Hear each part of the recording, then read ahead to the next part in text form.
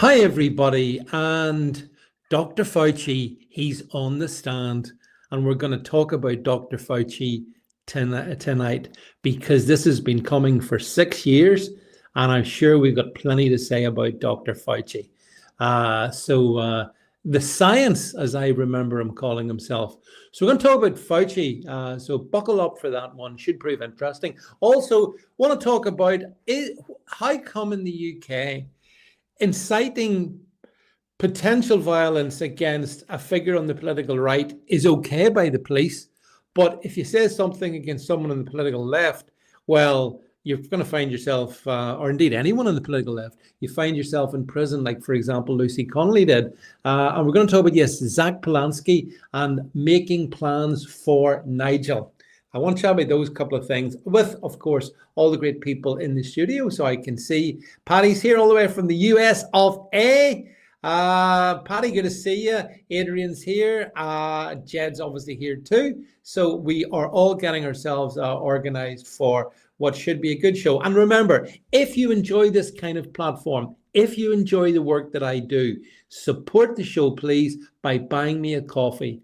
Is it worth a $5 for an hour and a half of this every week, which is what I give you, plus all the other stuff? If you think it is, do the right thing and show us your support. I appreciate it if you can. Okay, so yeah, you know, it only seems like yesterday. I saw someone commented to me on social media about the fact that, hey, David, I remember when you used to do your periscopes on Twitter back in 2020. And you were doing stuff and you were being very critical of COVID. Oh my God, was I? And then they vanished because you vanished. And yes, I was indeed vanquished into the abyss for over 2 years. And I look upon that as a badge of honor, by the way. I think I must have done something right. The fact that they got rid of me, along with many other people. And so the first topic I want to talk about with everyone here tonight is Dr. Fauci in the stand. Dr. Fauci has, hello there, by the way, everyone joining. Hi, James. Hi, Nicole. Dr. Fauci was basically, I think he had no option but to take the stand and in the House. And there's a couple of clips I want to play just to set things up. So, Jeff, can we just bring the first clip? Well, this is Dr. Fauci from 2022 explaining that he'd be very happy to take a stand. If I become a punching bag, I'm a punch. Well, if I become a punching bag, I'm a punching bag. But I am very happy to testify before any congressional oversight committee. I have nothing to hide. I can explain and validate everything that I've done. So, you know, it's going to be inconvenient if they actually are out there essentially threatening to make my life miserable. But I'm going to do what I need to do, and that is cooperate fully because we have nothing to hide at all. Yeah. And then, Jed, can we play this next clip very quickly, the following clip? A decades-long record of cooperating with Congress and my decades-long record of cooperating with Congress. Under the advice of my attorneys, I will invoke my right under the Fifth Amendment of the Constitution to refrain from answering your questions. Thank you. Yeah, because nothing says I'm innocent more than taking the fifth, right? So there you go. Nicole says Fauci's evil to the core and evil demonic man. But some interesting comments already come up here. James says his pardon means he can't plead the fifth. What he did was contempt of Congress. They put Bannon in prison for less. And hi, Northern Monkey, by the way. So, Patty, I'll come to you first because this obviously happened here. We've got a few more Fauci clips to play. So that's just to warm things up. I wanted to show you 2022, Dr. Fauci. I'll stand over everything I did. 2026, I'm pleading the fifth. I can't. He didn't answer any damn questions, Patty. What did you reckon of the performance yesterday, Patty? First.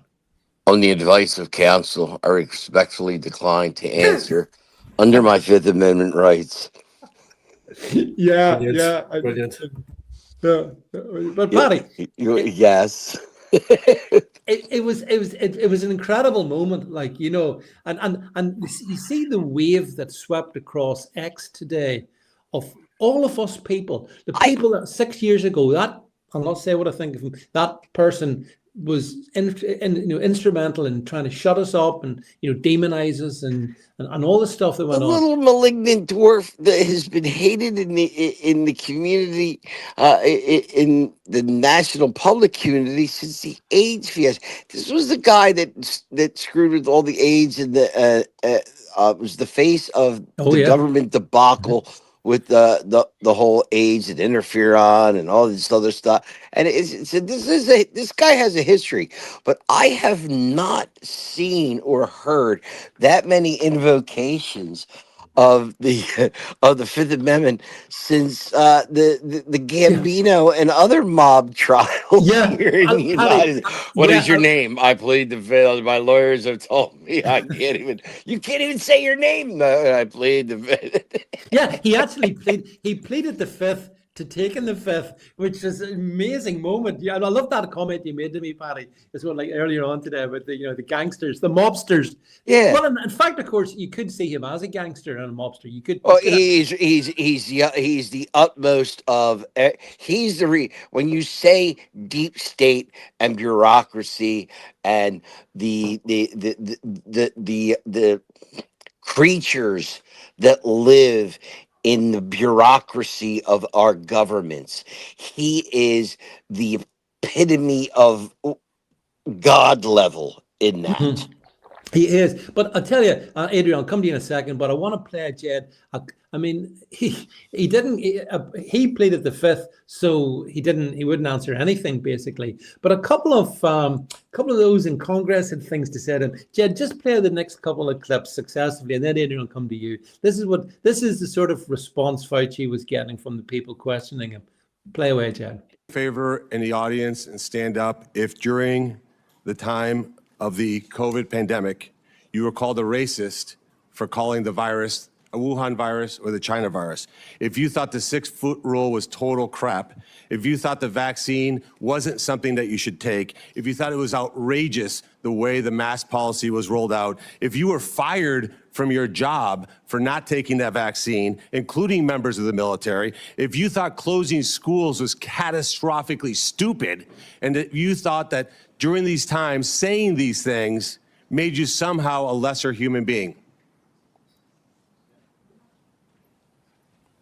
Dr. Fauci, can you just turn around and look at the people behind you? He doesn't. On the grounds of my counsel, I've been told not to turn around. It's not a question. To your lawyers, not a question. It's a request. All you have to do is look up from your lawyers and look at the people who were absolutely shamed for saying what we know now to be the truth. You can't even look at them? It was about 6 years ago today that I decided I'm going to give up my businesses, sell them all, run for office, run for the United States Senate. Here I am sitting in front of you 6 years later saying, who the fuck do you think you were for doing that? It is a total disgrace what you did to this country. There you go, Senator Marino. And then, Jed, the next one, if we... Honesty like taking the fifth, huh, Doc? Let's try something. What day of the week is it today? On the advice of counsel, I respectfully decline to answer based upon my rights under the Fifth Amendment to the Constitution. What color tie are you wearing? On the advice of counsel, I respectfully decline to answer based upon my rights under the Fifth Amendment to the Constitution. What color is the carpet in front of you? On the advice of counsel, I respectfully decline to answer based upon my rights under the Fifth Amendment to the Constitution. Let's just get one. So there you go. That was Senator Hawley, by the way. So Adrian, I'll come to you first. I promised you. Can I butt in here for 1 second? No, you can't. I'm letting Adrian have his say. Okay.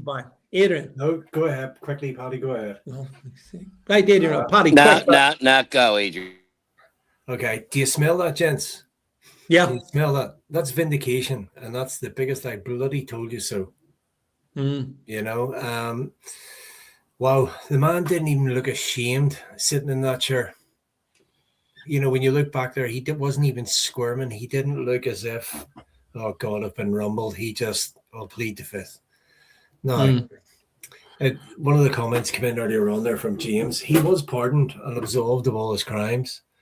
And the point of that was so that he could be honest and tell us what happened.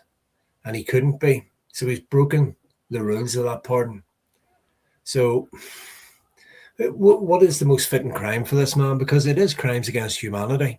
And we saw people in 1945 executed for the same thing, for crimes against humanity by medical experiments. Is that too good for this man, or is it what he deserves? Because there are millions of people around the world who have suffered long-term damage. Unfortunately, millions passed away, and some have been left with lifelong illnesses now. You know, I know a young man at 47 was paid off from work due to heart complications, you know, because of taking these shots. And this is the man who many governments around the world followed his lead and followed his advice, when we had many good doctors like Robert Malone and Peter McCulloch who were practically silenced for their views and the information they were putting out. It was good to see that senator giving him a hard time and also calling him a piece of when he was getting in the lift. You know, that just shows the anger among the right people in the United States and across the world. Yeah. And, you know, is he any different than Joseph Mengele? I don't think so. No, the only difference is time, Adrian. Paddy, you can go back in now. Paddy, hurry up. I'm sorry, I hit the wrong button, which is the story of my life. Now, the other thing I was going to say is him pleading the fifth. Number one, he negates his pardon, because the whole purpose of the pardon is to get to the truth. Once you've been pardoned, you have to you no longer have a Fifth Amendment, because you can't be prosecuted for anything you say. Now, is this an indication of just him saying F you to the Congress, or is this an indication that they know damn well that these auto pen pardons aren't worth the paper they're printed on? That's another option. But he every fifth he played, is a contempt of Congress. He cannot plead the fifth. It's against the law. It shows you how bad the truth must be when that's the only answer he could give to every question, that he couldn't utter any ounce of truth at all about anything. That's how bad it must be. Oh, it is. Well, we're going to get your response to it as well, to those clips that we played. I mean, what's your thoughts? I just find it incredible that the US has a law. Right. So why is he pleading the fifth? He's pleading the fifth because he may say something that will incriminate himself. Okay. And you could say, well, every man has the right to stay silent. But this is a man that passed judgment and laws on the nation of the US. And actually, in many cases, were adopted by other countries. Oh, yeah, the world, the world followed him, yeah. So the point is, as I think the third one said that we played, was that I'm quite surprised he got away with the FU bit. He did. To be honest. But it's true. He stood there prior to getting his pardon, saying that he would tell everything. Yep, that's right. And he now knows that if he speaks, even the color of his tie, if he speaks, he will incriminate himself. And we all know that he is guilty of what he's being accused of. This is absolutely ridiculous that this man can stay silent. And it's appalling that he can stay silent. Yeah, I mean, the other thing, I mean, I just put up those clips, but obviously the thing about Fauci that kind of is amazing, he kept a diary. Never mind the Princess Diaries, we got the Fauci Diaries. And in the Fauci Diaries, for example, I mean, some of the content is just mind-boggling. This guy is an absolute narcissist, Paddy. He's the narcissist narcissist. He considered him, I think he talked about the fact that he'd spoken to the American model, I think she's called something like Tyler Banks, something like that, Paddy. And they were comparing, just how sexy he was. You know what I mean? Julia Roberts, the Hollywood actress Julia Roberts, she told him that that she totally admired him, and he kind of blushed. Oh, gee, and he boasted about how he got New York Mayor Bill de Blasio 15th of March 2020 to close down schools and all that in New York, and how Gavin Newsom the same day came back and told him he was shutting down California, and he celebrated it. I mean, it's a mixture of sheer narcissism and malignancy off the scale. He believes he's a deity, the deity of the state, and he's the king. The narcissist. I mean, narcissism just barely scratches the surface. But do you remember he said, Adrian, "I am the science." I mean, Paddy, to your point. Yeah, the science pled the fifth. Yeah, the science. This was also the man that was able to predict that President Trump would actually experience a pandemic. So he was able to foresee the future, but couldn't see himself being in the biggest pile of neck deep that he's currently in. The effects of ego. Yeah, like this man, the ego is off the scale completely. And now he has nobody to come and save him. Because he was protected, because he had Biden on his side. He had, Newsom, de Blasio. He had all the politicians. And as you're rightly saying, all the sort of stars back in his corner. So he was being emboldened the whole way to say what he wanted and do what he wanted, because the people always follow the stars. Well, if they do it, then it must be okay. And if they're doing it, we should do it too. Where now he has been totally exposed for what he is. You see, how good would it be, just to have those kind of hearings here, to watch people tell Boris Johnson at Hong Kong? We will get to that. We'll promise you we'll definitely get to the UK, but I just want to linger in the US for a wee bit longer if we can. And I mean, this guy was the high priest of COVID. That is exactly who Fauci was. And to Jed's point, he set the narrative for the world. As I say, it was on the 15th of March that lockdown started in New York. Here in the UK, I think it was a couple of days later, around about St. Patrick's Day, that it all started to go really dark. So I don't, I see this guy in the worst conceivable way. There's nothing good about this guy. But Paddy, I'm trying to understand. So he had been given a pardon by Biden. But was there not a 2014 pardon as well? Is there not another aspect to this? The 2014 part of the reason the pardon goes back to 2014 is that's when he commissioned the lab in Wuhan. That's it, Paddy. That's it. Yeah. So, which then brings us, we can disagree on this or not, but Fauci started his lab work, Paddy, in 2014, right? Lab Correct. Work being Frankenscience that he started. He started it back in 2014.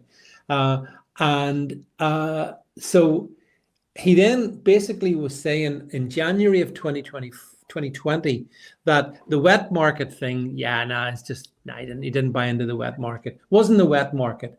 It was it wasn't the pangolins. Oh, no. He admitted in his diary that was the cover story. Yeah. But the media, absolutely. Chad, you remember the wet market here in the UK? I mean, they all took their cue from Fauci. Wet market. Of course they did. Yeah, of course they did. Everybody was taking it from Fauci. As it's been stated up here, in one of the comments, that, COVID was the religion and Fauci was the God. I'm just trying to find it there by Northern Monkey. Yep. That's right. Yeah. So everybody took the cue from him. I got to disagree here. And just sit there and say, "Hey, I'm saying nothing." It's sickening because there are people who have died because of him, died because of what he's done. People who have committed suicide. Correct. Yeah. They lost their job, etc., etc. Yeah. I know a lady whose son took his life in the summer of 2020. Because he just couldn't take the isolation, the lockdowns and stuff like that. Paddy, you were disagreeing there on something. I was disagreeing about the COVID being the cause, this whole thing and how they handled it being the cause. The single cause was to steal the election from Donald Trump. The pandemic was the tool to bring in the mail-in ballots and to totally shut down in-person ballot. And the tool, which makes it even worse, because this was a coup to steal an election. And in the meantime, they sacrificed millions of people across the world to do it. It was a multifaceted attack. It wasn't just about the election; it was multifaceted.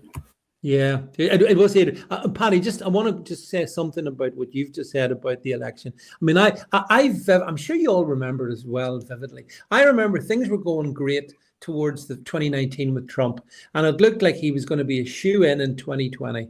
The US economy was roaring. Yes, the first Trump admin had a lot of bad apples in it, but all the same, Trump still did a good job, I think, in 2019. But then 2020 did derail absolutely everything. Question for you, Paddy. Tell me the name of the person who appointed Dr. Fauci. That's an issue. I don't know. The man's 40 years. What happened to Richard Nixon? I don't know. No. To the position that he held for COVID. Who appointed? Oh, that would be Trump. Yeah. Yeah, that would be Trump. Right. Right.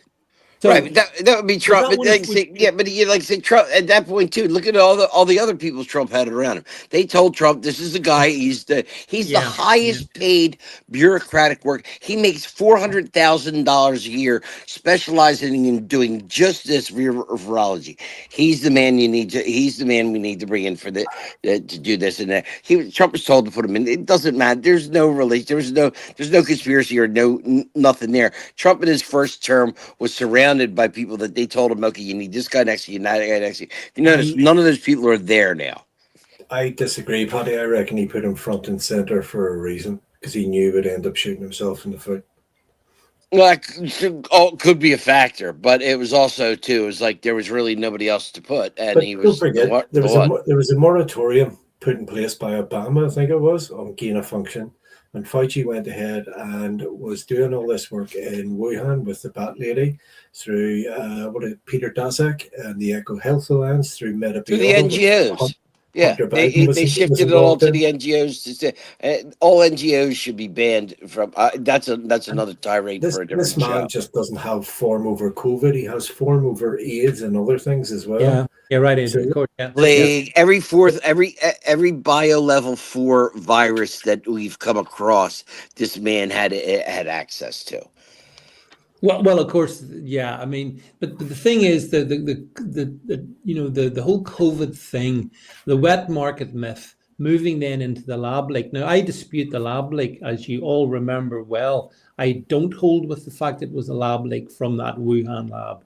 If only it were. I think COVID was the sniffles. That's what I think it was. And isn't it weird? Isn't it weird how the flu disappeared that year? Isn't it? Wonder why that was. Any thoughts? Why did the flu disappear? I got one for you.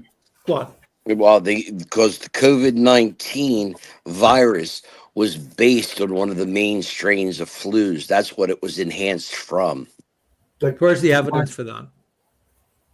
You just think that. There's no evidence of that, Paddy. In fact, they came out with that was in something I was I can't pull the article up right now, but that was in an article today, and it was discussed just as basically matter of factly, and that's why ivermectin and so many other things worked so well on it when it first came out, and they had to shut that down too, because if there's existing medicine that shows work, you cannot do an emergency release of an experimental vaccine. So that's why all the you're giving them horse antibiotics. Horse paste, that's right. Because the stuff worked. And if you do that, if there's something that works, you cannot release an emergency vaccine. But don't forget, bearing in mind the point that James Jameson makes here, that 80% of the tests were false positive. In other words, people were testing themselves foolishly with PCR tests that were giving them a positive, and there was nothing wrong with them. Or at most, as I say, the sniffles. But yeah, and James also says he remembers Putin saying Ukraine were building biolabs on their border. Yeah, that's right as well. And that was with Medibiota through Hunter Biden and a couple of others. Peter Yeah. And that's been proven true. But yeah, don't forget that when I said this is multifaceted, it was because I do believe there was something not as deadly as we were led to believe, but it was to create that fear, that psychology. Because don't forget, they wanted to introduce the Chinese social credit score, and we were going to be locked down for multiple years. The economy was going to be wrecked. The only way we could get out of it was with this mythical vaccine. And then we were not going to be allowed to reintegrate into society until we kept taking our boosters. So don't forget, this wasn't just about the election. This was about the control of society from the very top to the very bottom. And this is how they planned for us going forward. You see, Jed, I think fear was the virus. It was fear. If you cast your mind back to that, January, February, March of 2020, and all the stuff that Fauci was putting out there.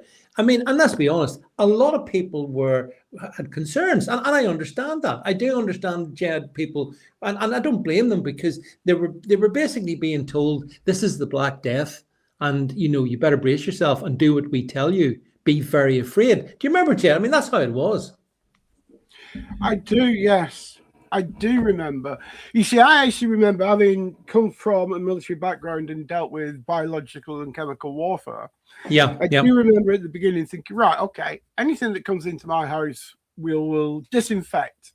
We will clean. We will not touch until it's been disinfected, etc., etc. And then it was only a few weeks into it, really, where I got hold of myself, really, and shook myself and went, what the F are you doing? What the F are you doing? And or F, whatever you want. Yeah, that's a northern English. That's a northern, yeah, I know, I'm sorry. But I just think to myself, what the hell am I doing here? And so I stopped it. And the thing is, I know even with my neighbors, they were doing the same. Why? Because, what I'd done was lean over the garden wall and say, look, this is what you should be doing. But after I shook myself and come to my senses, I thought, one, and I'll put it up. One, it's got a 99.4% or whatever it was. It was certainly in the extreme high 90s survival rate. And it was only the sick and the old that would perhaps fall for it or fall by it, but those are the sort of people that would have fallen with flu. Notice how flu disappeared for 2 years completely, and it would be nice if we had somebody with some medical background who could actually tell us what it was like on the inside in the comments. That would be really good. But I just come to my senses. And I thought, look, if this thing is airborne, and that's what they were saying it was, there ain't nothing you are going to do, because there ain't we didn't have any PPE to protect us from it. And actually, as I've still got on screen now from James, 99.4% of people would be fine. Wonderful. If you had underlying conditions, you're susceptible to the flu. And what did we see? So I've got the seasonal flu is 99.2% survival rate. Wow, you're better off getting COVID then, aren't you? I just thought it was bizarre. So I just went back to normal life and just carried on. It really was silly. So I like this comment by the way, I just stuck up, Jed. Average age I remember this at the time I went on about it. The average age of death was 80 with COVID. It's moved there. Sorry, David. I'm trying. The average age of UK death was 80 because they intubated them. Yeah, of course they did. I mean, Pat, well, this is the other thing. But that was it. It was incubation that was also killing him. Absolutely, I think this person knows something about it. Yeah.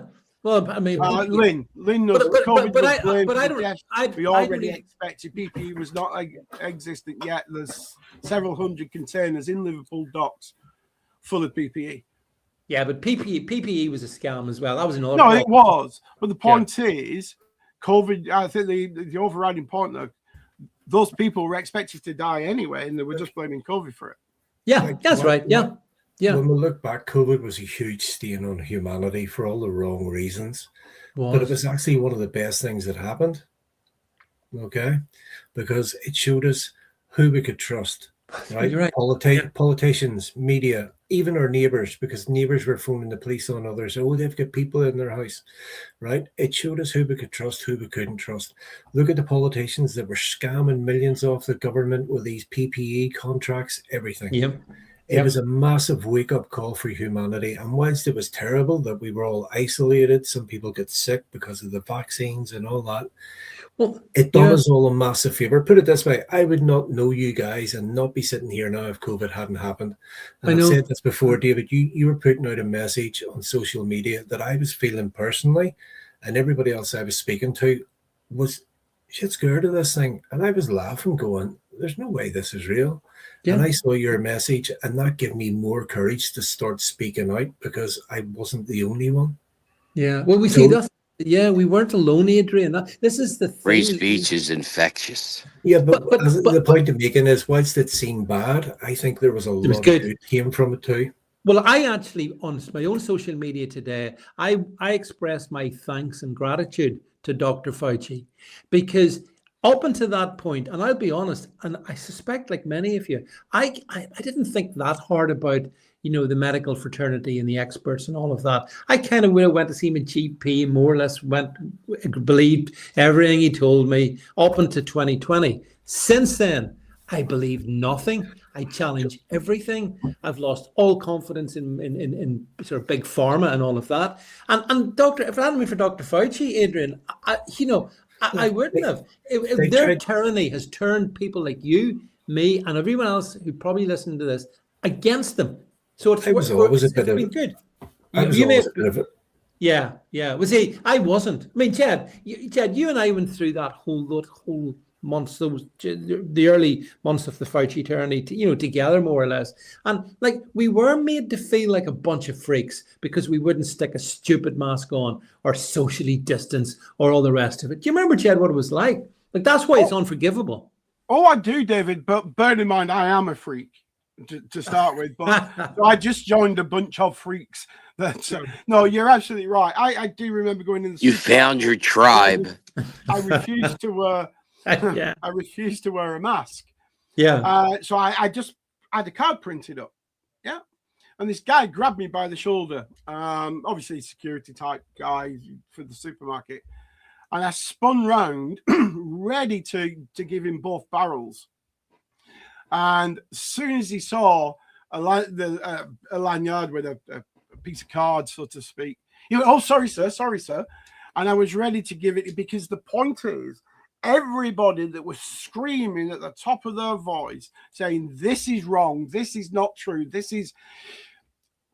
As we've said so many times on this show, David, the difference between a conspiracy theory that we talk about, and I know what Adrian is thinking right now, and the truth, in this case, has been a couple of years. But now, the more we talk about things, those conspiracy theories come true within days, if not weeks. Yeah. And I do remember me and you talking about it, and the constant badgering of people and locking up people. You can't sit on a park bench. Go outside, get some fresh air, but don't go outside. Go to work, but don't go to work. It was just utter randomness. And there was no reasoning behind it, because the very first thing, never mind what Fauci said, and I know that's what we're talking about, but the very first thing that our lunatic said was the survival rate. Most people will just have a bad cough. Yet the whole country just sank into this pit of doom and gloom. And I often watch old goggle boxes just to have noise on at night when I'm trying to sleep. Yeah. And I'm going through that period now, and they're all going, "Oh, what's the latest COVID news? Oh, what? Oh my God!" And I'm just thinking to myself, get a grip of yourself. We lost many of our critical and elderly that were already amber to red light end of life. Now, clearly, Lynn is in the medical field there because she knows what she's talking about. She's commented medically before. And she's right. Absolutely right. But don't forget, they tried to program us in advance. Do you remember the film Contagion with Matt Damon about the virus that came from a pig eating something? It was bat droppings, and then it was served in a restaurant, and it started a pandemic. They planted the seed in our mind so that when the real pandemic that they were trying to create, that fear was already there from the Hollywood film.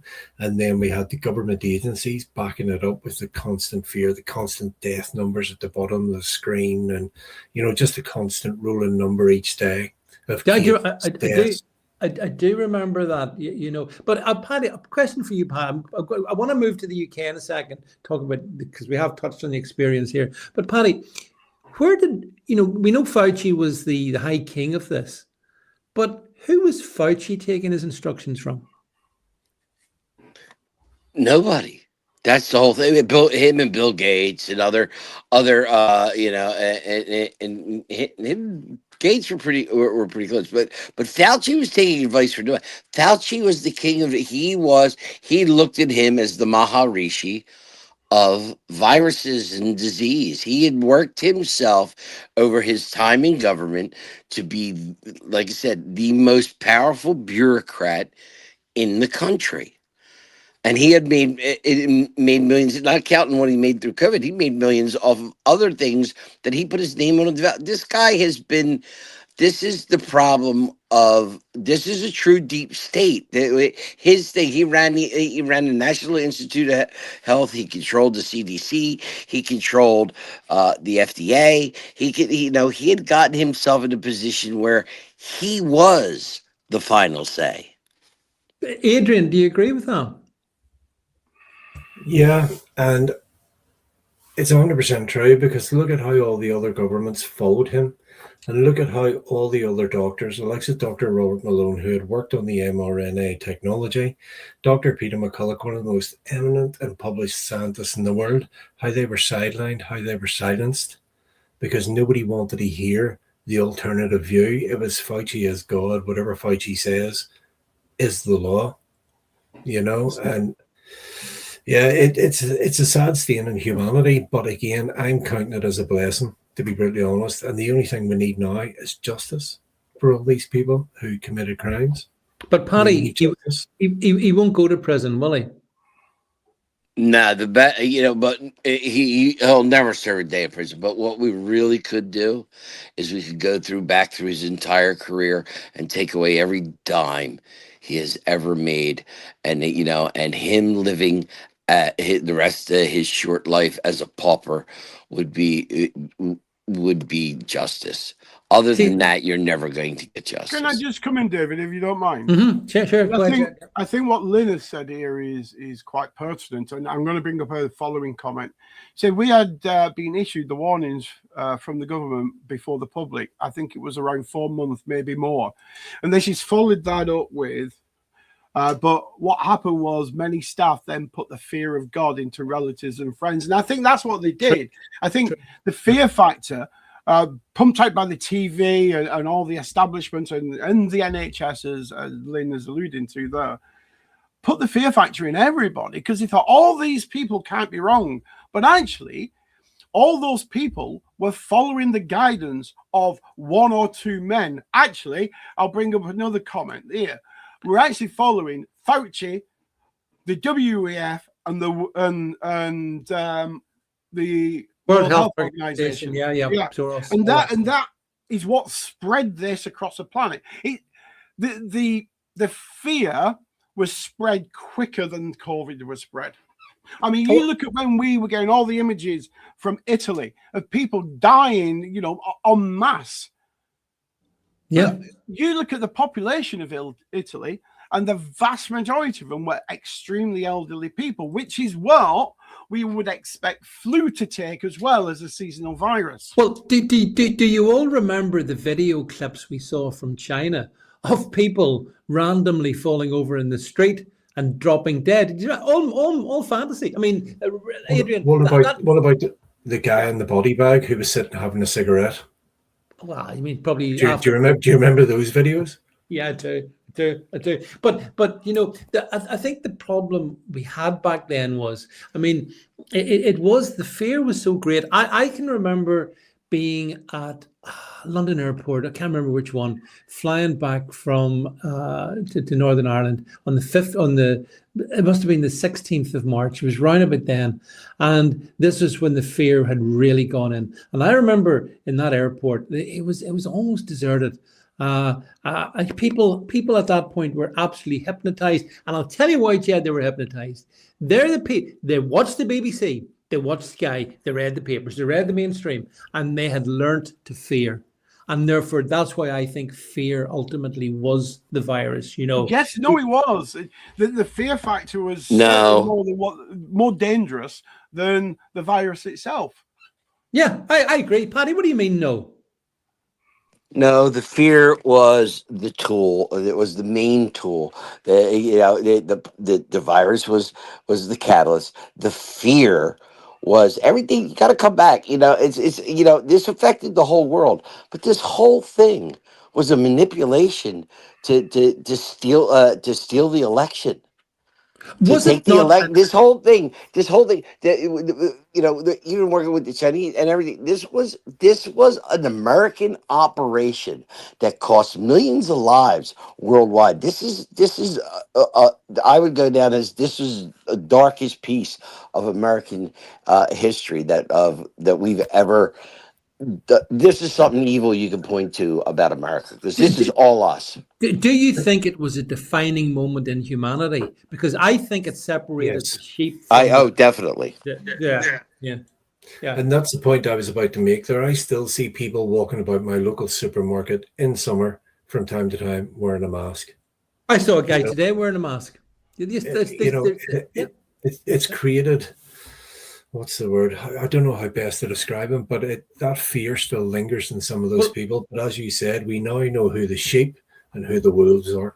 But which is a real scary thing, because it makes me believe, and I don't know if you guys agree or not, but back then, I think the split was 80-20, or maybe even, that's maybe being too charitable, maybe it was 90-10. 10 of us opposed every aspect of it. I think that's where it still is. I don't think that's changed. Unfortunately, there was a lot of people I met who were willing to tell me privately that they didn't believe in it, but publicly were wearing masks, weren't willing to put their head above the parapet and go, this is nonsense. What are you doing? Because they were afraid of the consequences. They were afraid of being ostracized, whether it be at work, through family, through friends, or losing social media profiles. And that's what I'm saying. We found out who the true sheep and who the real wolves were. The wolves who weren't afraid to stand up and go, this is bullshit. I'm not taking this. And we're prepared to stand and fight for our freedoms, but also fight for everybody else's freedoms. Yeah. And even though the sheep were trying to ostracize us, they still couldn't work out that we were trying to fight for them too. But you see the way we've talked about, James is right, by the way, the hospitals were empty apart from TikTok dancing nurses. Remember the TikTok dancing? I mean, that's why I know I went heavy on it, but there was some serious psyops going on. Has there ever been a serious pandemic in history to which the response is, let's do a dance routine? Seriously, and that's what we lived. We saw it. You all remember it. Who was telling the nurses, work out some synchronized dances? That would be good. Yeah, because don't forget, we were empowering them though, because we were out clapping on a Thursday night and banging our pots for them. And Northern Monkey banging says bang. Well, that's right. Actually, funny, Northern Monkey and Adrian, you both say that. I vividly remember during the first couple of weeks of the lockdown, going out for a walk, because the weather, remember how good the weather was? That's weird. And the weather was really good. I live as Jed knows, I live in the country, sort of in the middle of nowhere. But so he does. Some were very nice. Some were very nowhere, Jed, and I'm the nowhere man. And but we went for a couple of miles, and you would pass a couple of bungalows, and I remember at 8 o'clock at night we walked past, and there the guy was standing with his pot and pan, and he lives in the country as well. And I just looked at him and with something contempt or pity. I can't remember what it was. And I thought, my God, they're buying into this.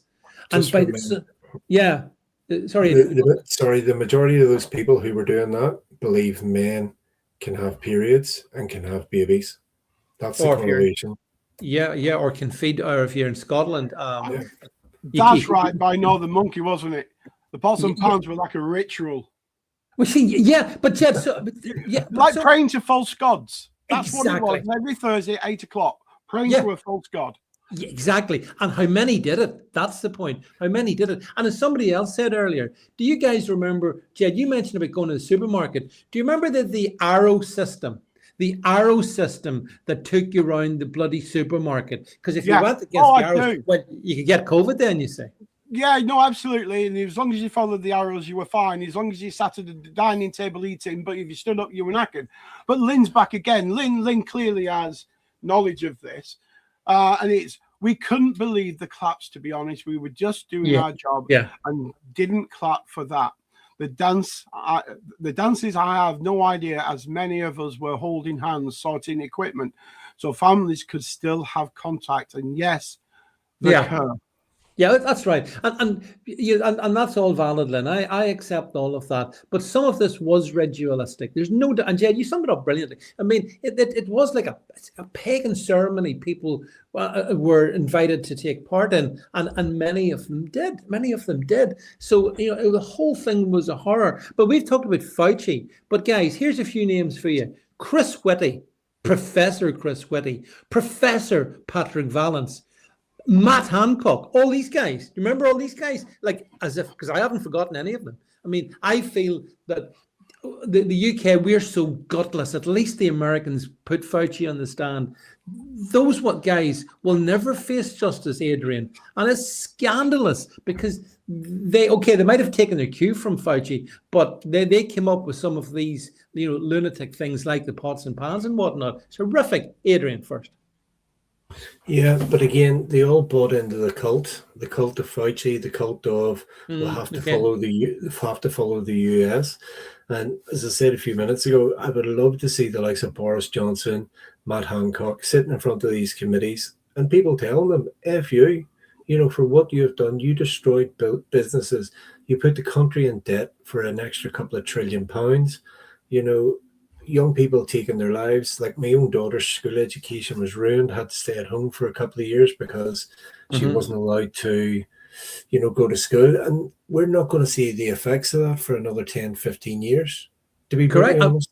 I mean, my little first grandchild was born in 2020.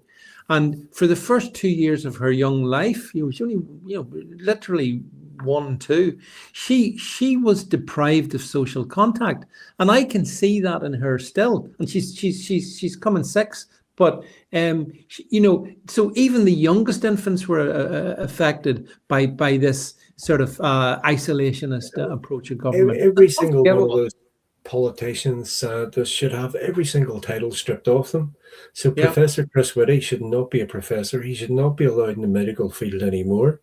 No. Any personal awards that the likes of Hancock and Johnson and Michael McBride from here, all those people, they should have everything stripped off them, whether it be professional titles, money, the lot.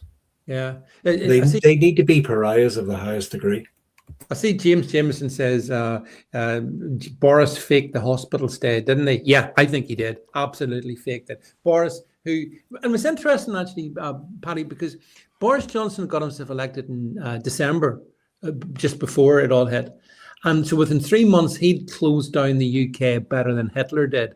And along with that came his popularity crashed. It's really weird. He was riding on a crest in December. By March, he was starting to be hated by some of us. And then a few months later, ultimately by everyone. And ultimately it did for him. It's remarkable how political careers did fall as well as, flourish.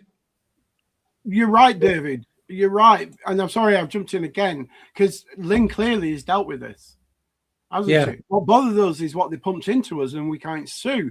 But she's followed that up again. And it's great that she's commenting, because it gives us the insight to what the NHS was doing at the time. And what was it made some sort of law, no illegal there's no comeback. Jams. Yeah. We were forced to have them. Why? And she's right. Why? When people like Lynn, I assume, would be in that 99.4% we talked about earlier. But then, Jed and everyone, like, if I remember rightly, like, the people working in healthcare settings, be they hospitals or care homes, they were told pretty much, you take the jobs when they come along, which happened at the end of 2020, or you lose your job. You remember? I mean, they were all bullied into doing that. And yet I remember going for a swim, local swimming pool in 2021, and there was two nurses in the lane next to me, and one said to the other, "Are you taking it?" And the other one said, "No, because I want to get pregnant." I remember that like it was yesterday, So even some people within, James says, half a million care home workers worked away. Very interesting. Do you reckon that's why we've been flooded with uninvited guests by the millions? Because millions of us aren't supposed to be here right now, or they know very soon that some of them are going to drop off because of long-term illnesses, and we need people to power the economy. Isn't it amazing the amount of how fast cancers are taking people in 2026? The time between being diagnosed with the cancer, and you keep seeing this with celebrities who mostly all maybe took the jabs. I don't know if there's a direct correlation. I'm not saying there is. I'm just saying that. Do you really believe every Somalian was force-fed a vaccine and multiple boosters? Or, no, they didn't get any, or Adrian. The Somalis and Africa was basically spared. Is that why they're here, though? Because they expect us to have all these long-term illnesses now over the coming years, and we need them people in to power the economy. I would say there's a direct correlation between those who took the vaccine, those who support trans rights, those who support Ukraine, those who support Palestine. I would say they're all of the same critical thinking skills. And Jed, I think that's for Paddy. Paddy, I want to come to you, bring you in again here.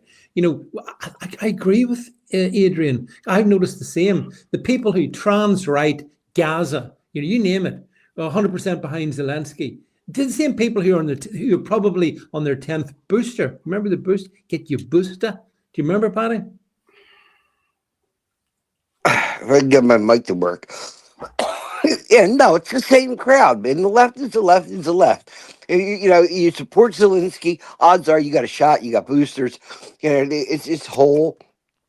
Yeah, you're that's part of their sheeple. That's part of their base, and that's who they are.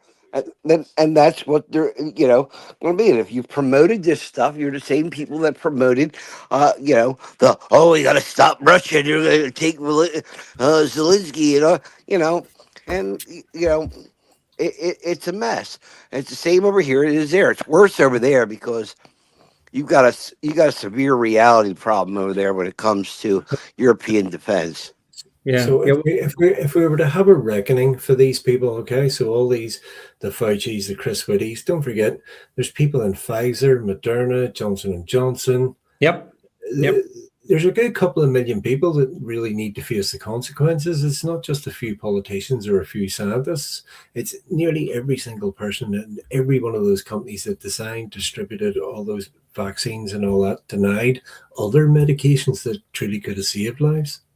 Well, I mean, I think there's millions of people that are due to be on the gallows, so to speak. Metaphorically, we don't want to be taken down. But yes, I agree with you, Adrian. I mean, I always remember sitting having a dinner, a commercial dinner once with representatives of Johnson & Johnson, and their scientific team, and they were talking about the process of bringing vaccines to market. And it was basically roughly 10 years to go from the idea to something that could pass to be trusted. 10 years. They did this in 6 months? But there's Johnson & Johnson the other day. They're sticking more billions of pounds into a fund for telecom. Oh, yeah. I've seen that as well. Yeah. So it just shows the scale that the medical sort of establishment, the pharmaceutical establishment, have fallen, that they knew that all these things were happening, but they were just still willing to go ahead with it. Yeah, but Chad, like I did trust, broadly speaking, big pharma up until January of 2020, and then I never trusted it again. Well, yes, I think we all did to some degree, but I just think that we're 6 years on. And as people have said, and I will bring some of those comments in over on Getter because I know we can't put them on screen. But, families and friends were torn apart by this and have never got back together over it. Families that have said, well, if you're going to infect us, you must stay away. That was the first thing. Families and friends being pulled apart. And then it became the jabs to divide us even more. And it's those that had jabs, those that had jabs were going, well, you that haven't, you're killing granny. Yes, well, right. Actually, no. The point is that they believed the propaganda. And we didn't. And we didn't. No. And time has proven us right. And for all the people who have commented on this topic tonight, and we've been on this nearly an hour now, and I expected it to be, if not all the show at the moment, because it is the hot topic. And the insights we've had from Lynn, for example, she said she is a nurse. So it just baffles me that even now, today, there are people who will still believe this crap. And Lynn's back again. I've never got to see my dad. And that must... Yeah. I'm sorry, Lynn. I'm sorry. I'm really, truly sorry. Yeah. And we can only pray for you. We really can. But there are many families like Lynn who didn't see relatives and parents who sadly passed away. Especially in the care. My heart goes out to them all. Yeah, in the care home setting in particular. Do you remember? Because one of the things about elderly people is they need the human touch. They need to see their relatives, their sons or daughters or grandkids, whatever. And I so remember the stuff that they were doing in 2020, where, oh no, you can't go in, you can't go in. You can wave at them through the window, maybe. You can wave at them through a window. That to me is demonic. There's no other word for it. And I can never forgive the people. And this was the health authorities that put these, Whitty and Valance and all the rest of them, who put these protocols in place. So, Granny, unfortunately, or Granda is going to have to die alone because reasons. And that's unforgivable.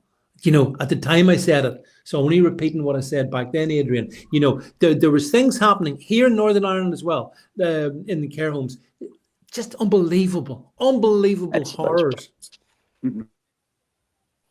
Yeah.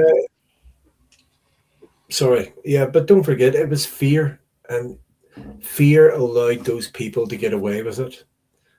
Because it was constantly the journalists, the BBC, and all those other channels, they drove that fear. The 77th Brigade drove that fear. That enabled the doctors, the nurses, the care homes to get away with the behaviour that they were doing. And That's plus, true. then, a lot of them people then, we have grown up to trust the BBC. We've grown up to trust authority. And because we were being told this, because it was being drummed into us 24 hours a day, people just went along with it. And they weren't willing to stand up. They weren't willing to challenge how Granny was being treated or, the medications she was being given. Mm-hmm. It's horrific. I see Northern Monkey says he worked in adult care. He worked in adult care at that time and was made aware that homes were discharging with COVID accidentally. Homes were segregating residents. It was full-on Nazification, Paddy. There's no other word to describe what went on back then. And it all tracks back to Fauci and then his little emissaries. But you're also all forgetting the second underlying profit factor in all this. This vaccine was the introduction of mRNA delivery system, the genetic manipulation, first gene therapy, and it was done, and they got to test it planet wide to see how this new style of science worked. And guess what? It screwed up a lot of people. But that was a very important and very large financial factor in the delivery of this vaccine. Yeah, I mean, as Adrian said, there's been so many people culpable. We talk about Fauci here in the US. We talk about his emissaries like Whitty and Valance here in the UK. But Adrian, I think you're spot on. It's way, way beyond that. It's a significant part of the medical establishment. It's a significant part of the media. Don't forget, folks, this could not have happened without the mainstream media. Do you know? I mean, Paddy, I remember, what's the guy in the States that did he just recently finally got thrown a show cancelled. He did a dance. Do you remember a COVID dance? They all dressed up as vaccines and did the dance. Do you remember that? I mean, Stephen Colbert. Colbert, yeah, the awful Stephen Colbert. Yeah, he did that. The dance. I remember going on about it at the time. The dance routine. The media were complicit too, Paddy. I put it to you. The media were the propagandists to sell it. They were on 100%. They're on the payroll. You got to remember the media. The media on both sides of the pond their job has long ago stopped being to inform the people. It's to sell the government line, and it's been this way for decades. And they're marching. Of course, they're problems. There's still problems in it. You fight with them today about it. Half of them were defending Fauci. Yeah. I mean, the whole thing was horrible. It was horrible, actually, I might add. Yeah, some names coming in. Piers Morgan. That's a good one. James Corden. Yeah. Oh, yeah. But we remember all these people, and they are unforgivable. When I see Piers Morgan's smug face, and now he pretends, oh, no, I'm a champion of free speech. He was another one that wanted us all shut up back then. Piers Morgan. I remember him. I remember one of his comments saying, as a journalist, I should have known to question more. Yeah, it's one of the first things you learn as a journalist, Piers. Question everybody, question everything. Yeah, but he didn't. And people like me, they all shut us down, Adrian. People like Morgan, Andrew Neil. I remember, it only seems like yesterday. It's still obviously quite raw for a lot of people, the way we were treated. I mean, I was thrown off social media because I wouldn't wear a bloody mask in a garden centre, an outdoor garden centre, by the way. Eventually, 2 weeks later, I was thrown off after that incident. So, I mean, I just think what it maybe tells us is, as Nicole says, the media didn't question anything. They just repeated anti-vaxxer, COVID denier. You're dead right, Nicole. She's right, isn't she, Adrian? Very much so. But you don't think it's bad on us that we haven't held them to account yet? How can we? If they were willing to have ivermectin, hydroxychloroquine, etc., what other medical cures are they hiding? Ivermectin. If they're hiding those and hydroxychloroquine, etc., what other cures for other diseases are they hiding from us? Oh, there's a because if they were willing to do that, all the ones for cancer. Yeah, Paddy. Well, I mean, ivermectin, and I have to be careful what we say here, but some people would suggest that ivermectin can be helpful for people with cancer, but I'm not saying anything more than that. Just I'll leave that point floating in the ether. But James Jameson talks about Chris Cuomo's fake isolation in CNN. Pig stupid. Yeah, it was all pig stupid. But I suppose, look, on the positive side, folks, maybe the positive thing is, at least we got through it. I feel bad for the people that lost loved ones. I feel bad for them and the way it was done, Jed. I find that kind of heartbreaking. And so even though it's 6 years ago, I feel raw about it still, Jed. I mean, it's just unforgivable, actually, when I think about it, what they did and what they put people through. Yeah, that's right. And it is 6 years ago, and some of them are still living it. Some of them are still living the devastation caused by it. Very true. Good point. Etc. Yep. Jobs, you name it. Yeah. And I shouldn't have mentioned earlier about Nuremberg 2.0, but it's easy to say that, but because this was inflicted by the powers that be globally, not by a single country, which is easy to get them over to Nuremberg, etc., etc. It was global. So every institution globally was involved. There is no way you're ever going to get a Nuremberg 2.0, although I would love one, don't get me wrong. So would I. You're not going to get that. But and people like Lynn that have commented tonight, I'm sure have more things that they could tell us. And I don't know if it was possible for you to do an interview with somebody like Lynn who could tell you the inside and out. I don't know if that's possible.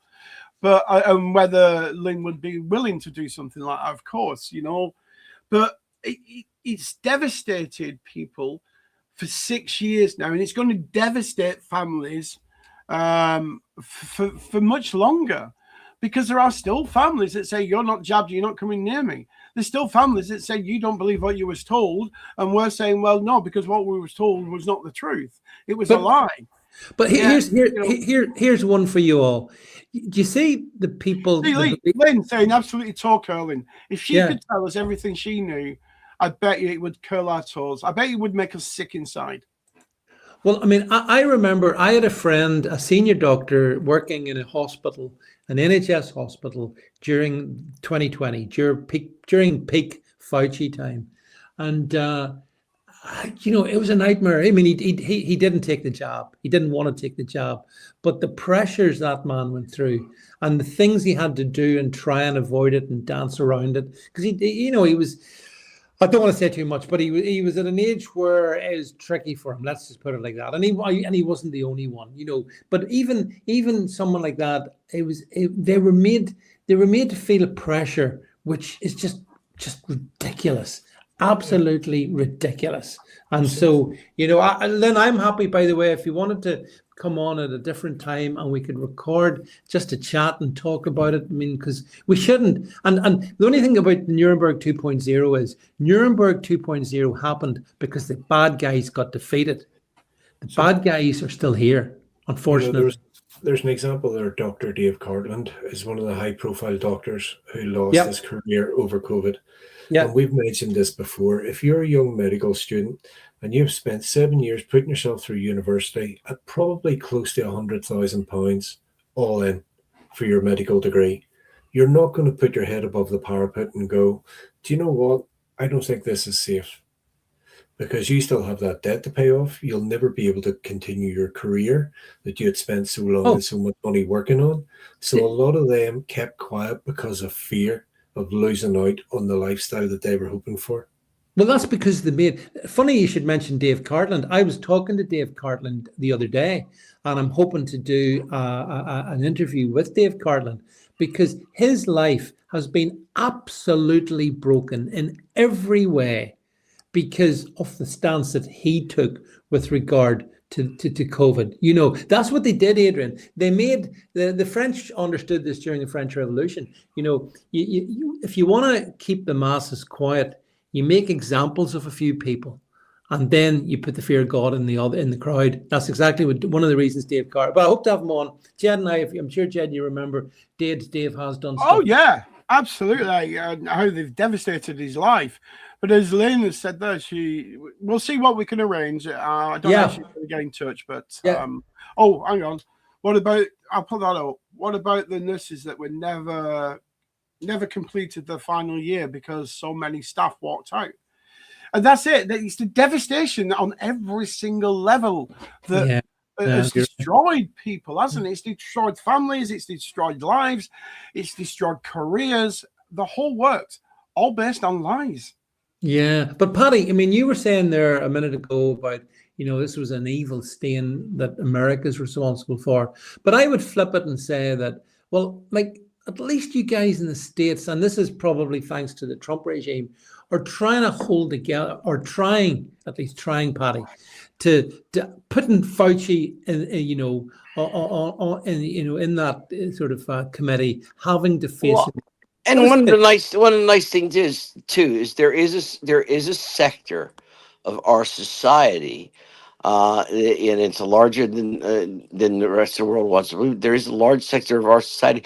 We want to know the truth, and we know that we f up some things, and we do wrong things. But you know what? The thing is, was one of the things that makes us accept that is we're supposed to be able to, when we do these things, face them head on, be honest about them, correct the problem, prosecute those involved, and prevent it from ever happening again. It's part of our process. It's part of the American process. And we're not trying to cover this up. We're not, this man is what Mengele only dreamed of, and he needs to be the pariah to what we can't do. I can't say what anything else, but he needs to be pariahed. I think, Paddy, if we hadn't had President Trump back in the White House in 2024, what we're talking about wouldn't have happened. I mean, if Kamala had got in, Fauci would probably be on Dancing with the Stars. Every vaccine, we'd all be forced and lined up for the next vaccine and taking this and taking that and there. Yeah. Now, let's not play that if. That if is a nightmare. That if is the biggest. If Trump, it was as bad as the Biden regime was, and as corrupt and as all the things. It actually cleared the path for actually Trump to be able to get more done than most presidents can get done in a second term. And the thing is like, we're in the process right now. This country's on the edge of, internal strife that makes the 60s look like it was, a couple of nursery school debates. Yeah.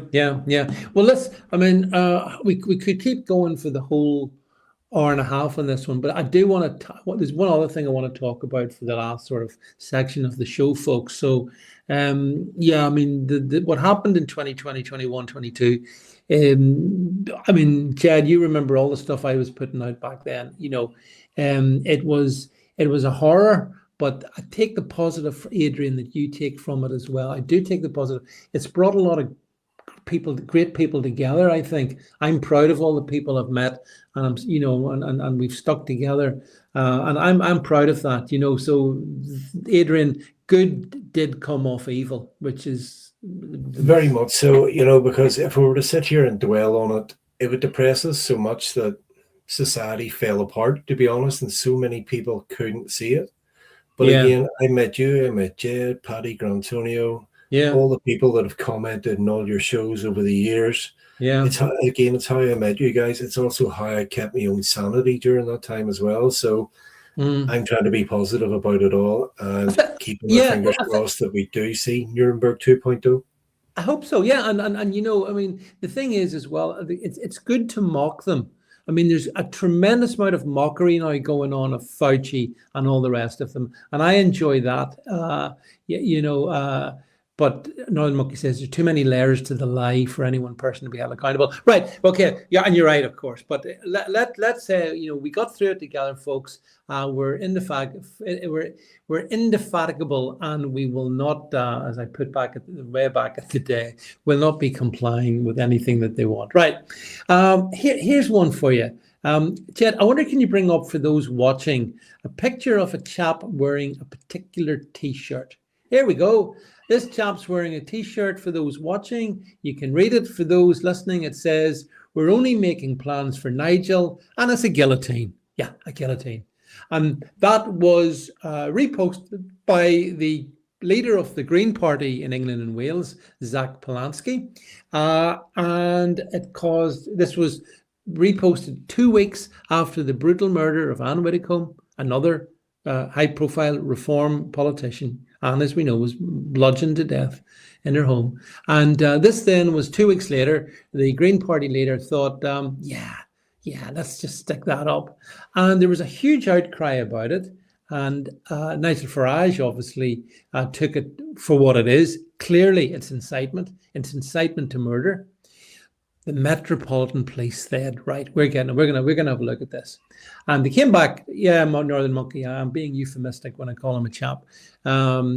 And although the first letter is probably appropriate. And Met have taken a look at it and said, yeah, it's okay, guys. There's nothing to see. Move along. Nothing to see here. So, Jed, I'll come to you in this one first. We're only making plans for Nigel, which of course is from a song in 1979 called that by a band called XTC. I remember them well. But the guillotine underneath it, Jed, how did you interpret that? What was that message was that sending you? Exactly what it is sending. It is incitement to violence. It's incitement that they wanted. And we've got to be careful with the words we use because of YouTube. But it is an incitement to violence, pure and simple. It is it's depicting what he wants to happen. And the fact, not only is the lunatic there got it on, but Zach Polanski reposted it and then refuses to apologize only weeks after Anne Whitcomb was bludgeoned to death with an hammer.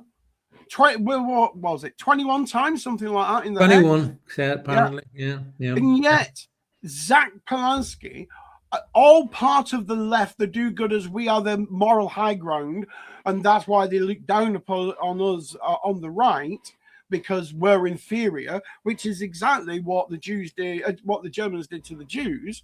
They made them inferior so they could do anything they wanted to them. And that is what the left do now. They try and take that moral high ground, yet we have a t-shirt here depicting what somebody wants to do to Nigel Farage, and the police are taking no action. If we change the name on that t-shirt to any other politician, and Farage posted it, Farage will be being investigated right now. Jed, just imagine that said, we're only making plans for Andy. Yeah? Yeah. Then if Nigel Farage reposted that, he'd be up in a charge. I'm pretty sure. And you're right, Jed, we have to be a bit careful what we say here because of our good friends at YouTube. But nonetheless, I think it was reasonable to suggest that this was incitement. Adrian, where do you stand on this one? I mean, I think the guy wearing the T-shirt, by the way, is Antifa. I believe that's been subsequently determined.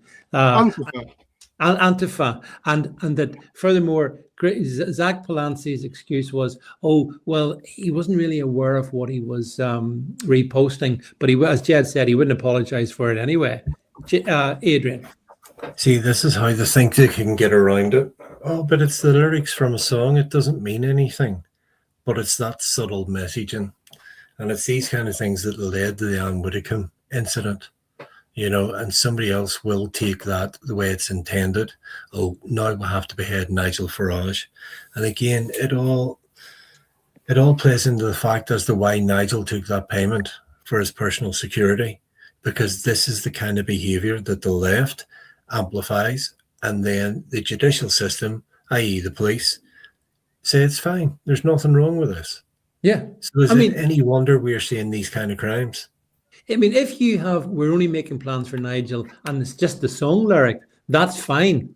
But when you put a guillotine underneath it, Adrian, you're sending a message. You are sending a message. I'm sorry. I don't understand how the Metropolitan Police came to this conclusion. When we saw back at the end of summer 2024, in the aftermath of the Southport, killings of the 3 little girls, people were going to prison for much less worse things on social media than this. They were being questioned. There were, there was a huge clampdown, and yet apparently in 2026, it's fine, not a problem.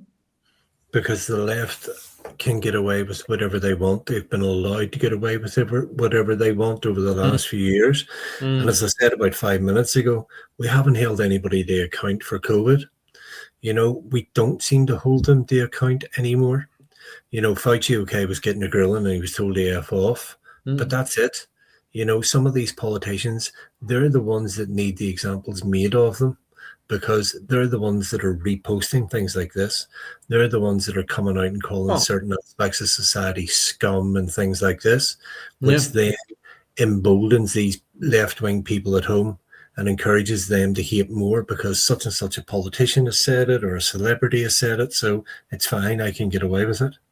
It's Paddy, it's dehumanizing language, isn't it? I mean, again, a song lyric in isolation is fine. A song lyric with an image of a guillotine isn't. Even in the United States, very open First Amendment rights. That's a direct incitement of violence. It can be held to nothing else. I do want to say I saw the clip, and I was very proud of the blonde. I don't know who she was, speaking to the head of the Green Party and tell him, no, no, no, no, that's a threat. You just threatened it. Are you going to apologize? And he absolutely tried changing the subject. If I said, no, I'm not talking Farage. If you want to talk about, if I wanted to talk Farage, I'd have Farage here. I got you here. Tell me you're not going to. You say it was a mistake. You say it was wrong. You say it was it shouldn't have been done, and you're saying in the same breath you refuse to apologize, and then he blamed Farage for it. He did. He actually said, "Look, I made a mistake, so I don't apologize for a mistake. If I had meant it, I would have apologized." That's what he said, Pat. Yeah, and that's what a mistake is. A mistake is something you apologize for. If you mean something, you don't apologize for something. Now, if I tell you F you, it's because I mean F you. I'm not going to say I apologize for saying F you. No, because I wanted to say it. It's what do you call it? It's when you make the mistake is when you. So if it was a mistake, you definitely owe him an apology, you scumbag. There's two things to say. First of all, by the way, the blonde Paddy's talking about, I see Nicole and James are asking. No, it's not Susan, no, it's not Kelly J. Keane. It was actually BBC Two Newsnight, and it was the awful BBC host of that, who some of you may remember the name. I can't remember her name. But she was good. She was good at questioning him. She did not let him back off. No, I'll give you that there. But the thing is that that this is the be kind. The people who lecture us about be kind.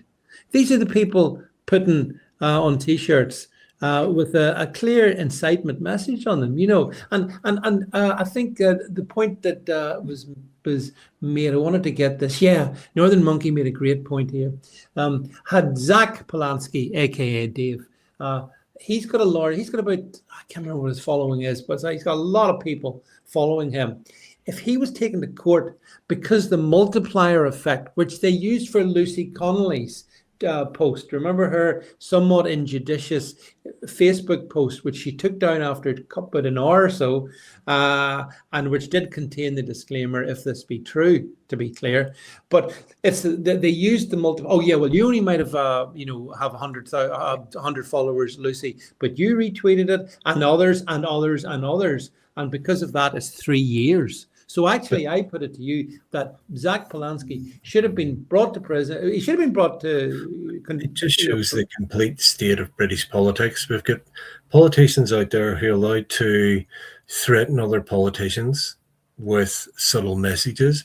We've got convicted fraudsters.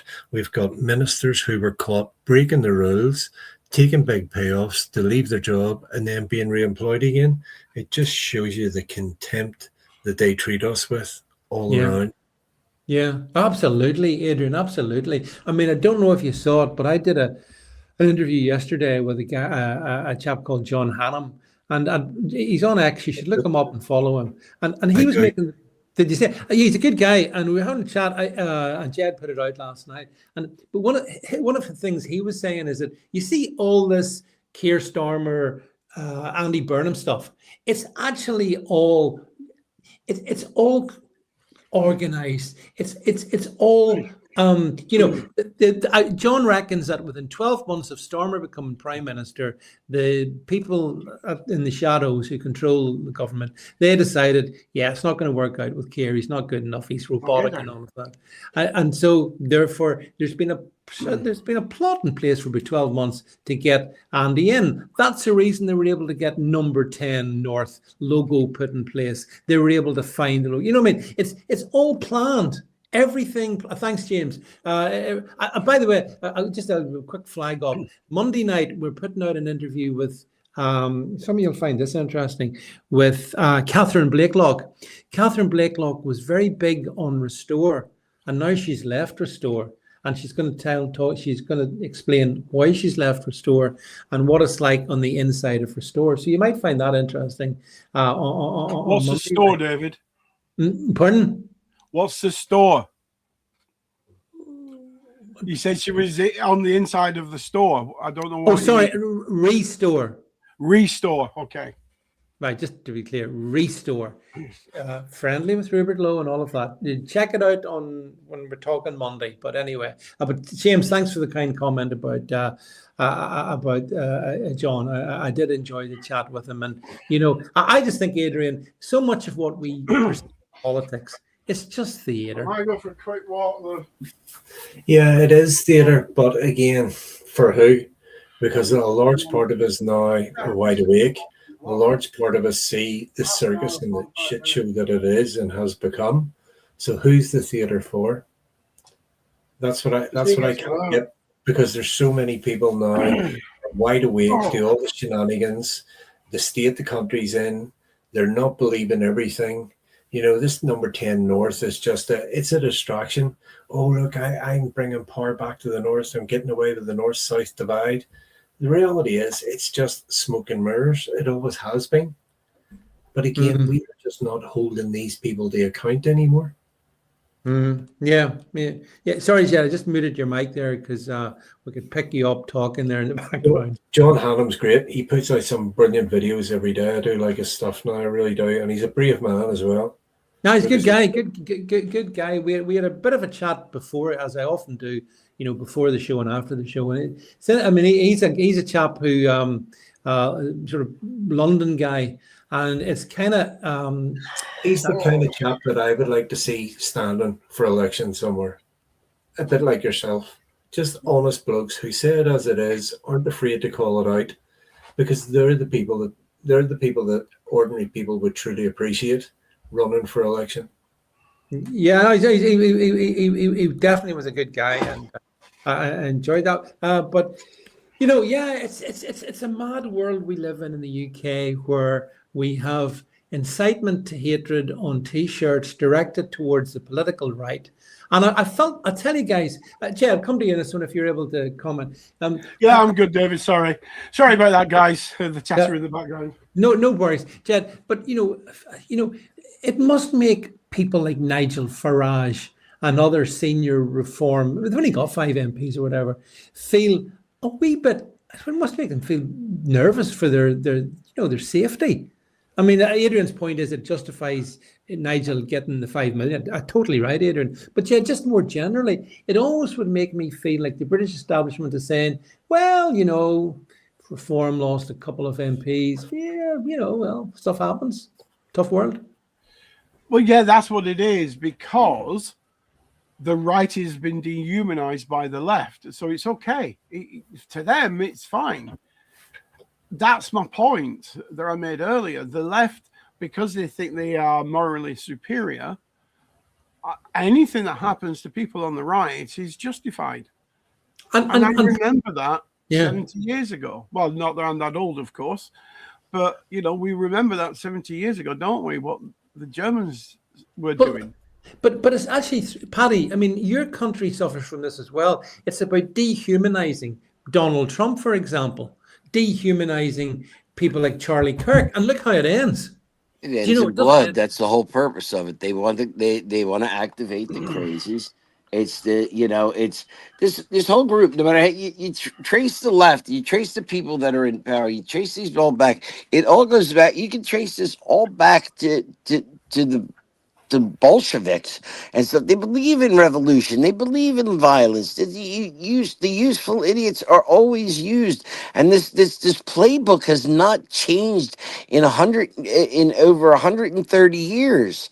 And it's playing out again now. Right now, we have a serious rise of the Communist Party. What a lot of people forget is the Communist Party had a large part of its seeds came from the United States when before the czars were toppled and stuff, and they may have changed their names to progressives, but this has always been a root in this country. And for 40 years, we've had the teachers union have promoted that style of existence over the style that was designed into the United States. We have crap going on right now, like the outsiders can't see. Oh, well, what I see, Paddy, is you've got full-on communism, Islamism, ascendant in the Democratic Socialist Party, and Zoran Mamdani is They are the Democrat Party. Not even call them socialists. They are the Democrat Party. They is thing, and it's starting to it's starting to be exposed. Like, you notice how many unions are all of a sudden just like, wait a minute, because you got the blue collar workers in the core of the Democrat Party was the unions. The unions are not, communist. These guys work hard. You can say a lot of things. I hate unions. I was a union buster and everything else. But these people work for a friggin' living. They understand that, what a job is and what wages are. And it's not communism. They understand capitalism. Right. Okay, folks, we are at the end of the allocated time. I want to, as always, thank you all very much for being part of this. If you've enjoyed the show, support the show. Buy me a coffee, link below as Jed stuck up on the screen, or if you're listening to the audio, the link's underneath, you can do that as well. But I want to thank Paddy very much, Adrian, Jed, of course, and all of you guys for all your comments. I mean, I know this one's been a bit more serious than some of them. I think we try to get a bit of humor in most of the shows, but this is too important. The COVID thing, there's not really too many laughs involved in this one. We have to treat these things seriously. And so I'm sure you'll understand why we've taken the direction that we have. But it's been very illuminating, as it always is. And I want to thank you all very much. So listen, that's from Jed, Paddy, Adrian. Grantonio is a man missing in action today. So maybe we'll hear from him next week. But anyway, from all of us to all of you, it's good night.